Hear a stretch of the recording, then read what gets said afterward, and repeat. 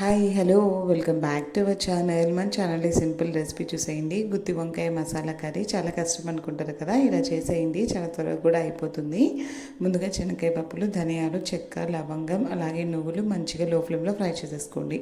మంచిగా లో ఫ్లేమ్లో ఫ్రై అయిన తర్వాత కొంచెం అల్లము, తెల్లవాయి, కొబ్బరి, టమోటా అన్నీ వేసేసి మంచిగా పేస్ట్ చేసేసుకోండి.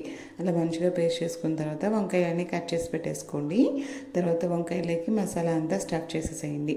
తర్వాత కుక్కర్ తీసేసుకొని ఆయిల్ వేసేసి పోపు దినుసులు, ఆనియన్, కొంచెం ఒట్టిమిరపకాయ, కరివేపాకు అన్నీ వేసేసి మంచిగా ఫ్రై చేసేసుకోండి.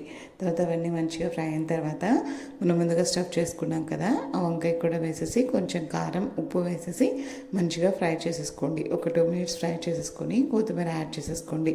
మిగిలిన మసాలాలో కొంచెం వాటర్ కలిపేసి వేసేసేయండి. ఎక్కువ వాటర్ వేయకండి, మనం మిక్సీ జార్లో ఉన్న వాటరే సరిపోతాయి.